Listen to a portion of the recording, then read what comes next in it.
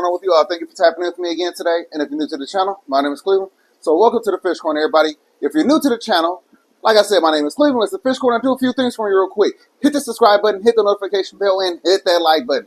Now let's get into the video. So we are in our second fish room, y'all. Can you believe it? 2 fish rooms? Yeah, we got 2 fish rooms. So if you don't know, you're going to find out today. This is our second fish room, call it the all-white fish room. We got a bird aviary in here. This is an indoor-outdoor bird aviary. We got 4 Gouldian finches in there. Super cool. Not personable. Don't want to be touched. But they're beautiful. Take a look at them. And like I said, indoor-outdoor, that means that we can open up that window and let them explore the outside area. But this is not a Gouldian video. This is not a bird video. This is a fish video. So, I did a few things. So I cleaned all these tanks today. That usually takes a lot of time. Oh, geez, that takes a lot of time. I'd be so upset about all the work that I got to put in this room. But I did something. I did something that made this so simple. And I'll show you what I did before we start talking about the aquariums. I built another manifold. Now the OGs know that I have a manifold inside of the other fish room, but I built one for this fish room. And look at this. So basically the water comes from the garage, because I can't get it from any of these other rooms, from the garage around the house, and I built this manifold. So this manifold goes to all the aquariums in this fish room, as well as the pond, and I also have a hose where I could get water to the tank inside the house. So that really made this so much easier. As far as draining, this is the drain line right here. So all I do is just poke it out the window and then drain it outside. So again, makes things so simple, so easy. Harley, what are you eating off the ground? So we'll start off with Miami. This is Miami, our female Florida soft-shell turtle. We've had her for probably, I want to say, almost 5 years now. And when we got her, she was the size of a quarter. And we just been grown with her. She's a mascot, channel mascot, y'all. So we love this girl. She's going to get a little bit bigger. She could get up to 2 foot. The carapace could get up to 2 foot. She could get to potentially 60 pounds. So she could be a big girl. So she's maybe about halfway there right now. Turtles tend to grow really slow. That's why they live for so long. Now, let's talk about these aquariums. So over here we have our rack that I made a little while ago. Very simple rack. Wanted to do things a little bit different. But we have some betta fish tanks over here. Betta community fish tanks over here. We have our 40-gallon right here. This is the first betta community fish tank. This is Hot Cheeto right here. That is a red crown tail, followed by a bunch of these golden barbs that have grown so much since they've been in here. We have in here some beautiful white cloud minnows. Those are these little guys right here. Beautiful, beautiful. Then we also have in here one, that was the roseline barb, roseline shark that I was telling you that I had to take from the 75 and then move in here. Now, as far as escaping of this aquarium, we went with the black galaxy sand. And then natural driftwood in here, obviously. So the snails like to eat on the driftwood. The pluckos that we don't have any longer like to eat on the driftwood. Then we got, the real natural rocks. Like I said, I try to keep the tanks as natural as possible. And then you might notice the plants. The pothos are growing underwater. So if y'all didn't know, yes, pothos can and will grow underwater. I mean, look how healthy those look. Roots also look really beautiful as well. So I really like how pothos could just transform an aquarium from something that's real bland to something that look like this. Now you'll see a few examples over here on this rack before this is all said and done. As far as filtration, just a couple sponge filters. And then we got the grow lights up top. That's why the plants are doing so well. And then I started hanging them up today. Now over here, we have Sapphire's aquarium. Now this is again another Better Fish community tank. We have in here some, I think those are red line Tetris. And then we have in here Sapphire right there. That is a half moon beta. Absolutely stunning. And then the other ones, I cannot remember what Tetris these guys are. But overall, they're doing well. We got some Panda Cory cats in here. But yeah, so, and again, you see the roots growing like crazy all over here. Look how dense those roots are. And then again, we got the pothos growing underwater. Like I said, they do really well underwater, believe it or not. Now down below, and again, first thing you'll notice is all the pothos. So I just typically let them do their thing. Now look at them. This one right here is growing up and growing just like that. I got some growing from this tank to going inside of this aquarium. I mean, it's just, yeah. And over here we have the Cardinal Neon Tetris. I definitely want to get some more of them. These are some beautiful fish. We have fortunately lost future OGs. Don't know what happened. Probably just old age. But yeah, we lost future. So this tank right here is in need of a better fish. Got a bunch of snails in here that I do keep and allow to, you know, help with the algae managing. And I spread them around when needed. So I don't mind. And again, sponge filters. All of these tanks in here, matter of fact, is filtered with sponge filters. Aside from Mr. over here, we're going to get to him in a minute. And then Miami over here, there's her filter over there. So we got DJ Mustard right here, y'all. We got DJ Mustard in this aquarium. Y'all might remember him. We've had him for some time. Now, DJ Mustard is our mustard half moon betta. He's been around. Started off in a 10-gallon, started off in the office, you know, made his way in here, still got the same tank mates, still got the T-bone Tetris right there that has grown so much. I didn't even think that I liked T-bone Tetris that much until I started seeing how maybe those are the males that get like the hump on their head. Look like they have a nuchal hump. And then we also have the rummy nose Tetris. Now those are some beautiful rummy nose Tetris. So yeah, that's what made me start really getting into the community fish. It was this aquarium right here. Seeing how they interact, seeing how they just coexist together and just get along. Yeah, that was the reason for it. So now I went as far as having a 75-gallon in the house. Over here we got a large. Say large because he's the largest one we got.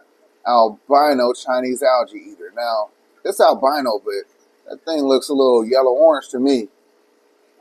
But yeah, stunning, stunning, stunning. And then as y'all may know, we got some African dwarf frogs in here. They are kind of big.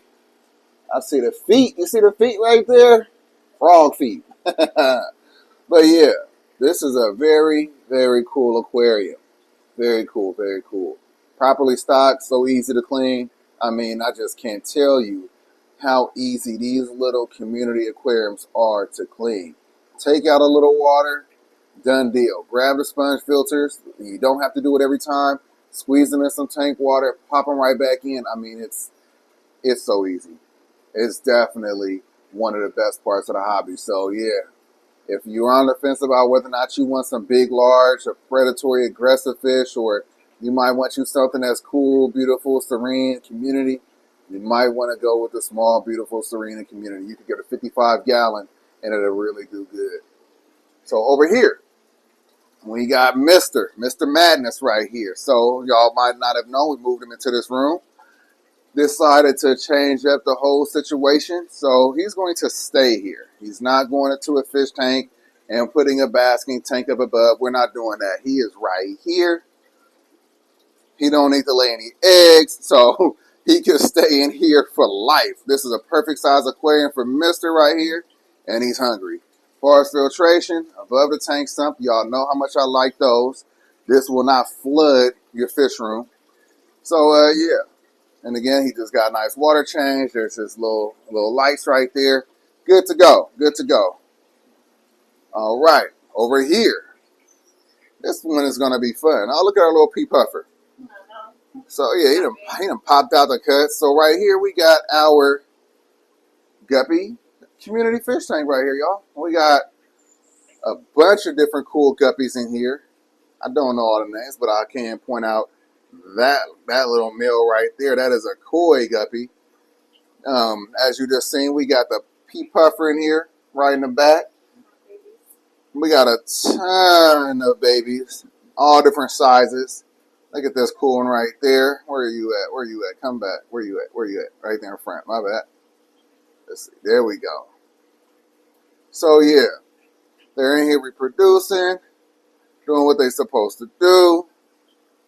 And yeah, we're very happy about that. We also have in here one ghost shrimp that has made it through the test of time. He was actually food for one of our puffer fish a long time ago, but he slipped through the cracks in here, and so this is where he lives.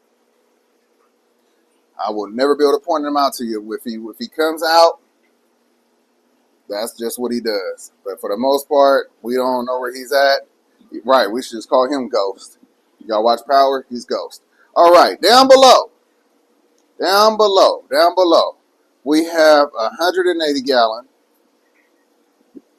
glass tank with a Raphael. We'll start with the smaller. We have the Raphael, striped Raphael catfish in here. We have in here a sun cat. Let me see if I can help you all out. There we go. We got the striped Raphael cat. We got the sun cat right here. We got the spotted Raphael catfish right here. And then obviously the one that I've been not talking about, we got the Giardini in here. Now he has grown. I should probably mark some lines down here so we could kind of like get an idea of how big he is. Throw a ruler up there, a measuring tape. We'll do something. But he's definitely grown. He's more than a foot. That's a fact. It's definitely more than a foot. But yeah, very excited about that. You would think the pleco that we have in here would be eating that hair algae, but he's not. And I'm okay with it. It's looking natural. Don't look bad. I'm actually okay with it, surprisingly enough. But yeah, this is our Giardini. He is definitely going to get upgraded to a 225-gallon as soon as we can make that swap. But for now, he's in here by himself for the most part. He don't have any competition when it comes to food. And he's doing really good. Up top, lastly right here, Bobby Lastly, right? We have the 225-gallon biggest aquarium in this room. And we have in here, we'll start with the smallest over here. We have the high fin spotted pleco over here.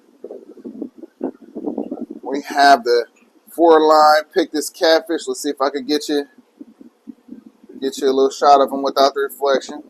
He's in there, so I don't know if you can see him, but he's in there. Then we got 2 Synodontis. Come on, let's see if I can get you the full view. Now it's a little dark, but yeah. So that's what we got in there, as far as small fish. Now we also have in here the giant gourami. Now I know y'all was sad about us losing the big giant red-tailed gourami. I was too, and we did lose him. He didn't make it, y'all. He didn't make it. It's a moment of silence for the giant red-tailed gourami. All right, yeah. So I was sad, but guess what? We got another one. We've had him well before I got the big one. So we've put in time and work with this one. I don't know if this is a male or female. The other one, I could almost guarantee was a male. But yeah, still such a beautiful gourami. And we have another one. So, and they didn't get along. I threw him in the pond with the big one. The big one almost killed him. And then I had to move him back out. And yeah, so, yep. We got also the Tiger Oscar back here. I know the reflection is just brutal. Brutal, brutal, brutal. But we got the tiger Oscar right here. That's T.O. Y'all didn't know that's T.O. And they do not like each other. Can you believe that? But they're still able to coexist in the same aquarium. But they just bicker all day like siblings, just tit for tat all day. Then we have in here giant, huge, Orinoco peacock bass. I know Regina's going to be happy about that. I know a few of y'all will be happy about how big this guy got. Now, this is a big bass. He's actually longer than both of these fish. And then we got the smaller Orinoco that just started eating silver sides and fish kind of late in the game. That's probably the reason why it took much longer for that one to grow than this one right here that has been smashing silver sides from day one. Smashing them. That's why his eyes are red. Murdering it. Anyway, all right, lastly, let's talk about the giant albino arowana. Now, I know y'all been wondering, hey, what happened to the arowana that was inside the pond? Where'd he go? Well, like I told some of y'all, here he is. We had to move him back, folks. He was getting picked on. Don't know by who. Never seen Kobe do it. He was getting picked on in the pond. So then I moved him to the 240, and he was stressed. He was stressed out. He didn't want to eat for days. And I was like, I know what to do. Simple fix. Bring him back home. Brought him back home. He's back eating, smashing food like how he does. His fins are back impeccable. So yeah, it's all good. You know, we had to try it out though. So for those of y'all that might be like, oh, he needs to go into a bigger spot, where? Sometimes you got to make sure your fish is happy so it'll live than putting him in a bigger space where he's miserable, stressed, and then all of a sudden you go and you see your beloved fish, you know, floating. But yeah, so we'll be moving out this one soon and that one soon. Probably just leave these three in here. Eventually, I do have some plans, but you better make sure you subscribe to the channel. That notification bell is hit, so you will be updated on what those plans are. But that's about enough. So, also would like to point out the AC. Some of you guys ask all the time, how do I keep the room cool? Portable AC unit right here makes it happen. It feels really good in here. And, you know, as far as the humidity, dehumidifier, got the dehumidifier right there. That helps with that. So we make do. I'm definitely going to probably put an exhaust fan right there. But yeah, so that's all I have. Like I said, hung the plants up. Little minor things, minor tweaks that goes on in this room all the time. All right, but yeah, so like I said, just minor tweaks constantly going on in the room. But yeah, if you found any of this interesting, please do something. Hit that subscribe button. I hope that you learned something. Hope that you enjoyed the video. Hope that you're inspired by something. I've already said subscribe tons of times in this video, so I won't tell you that again. But also make sure you hit that notification bell. It's very important. Hit that bell so you'll know whenever I upload. And everybody, if you like the video, like the damn video. Peace.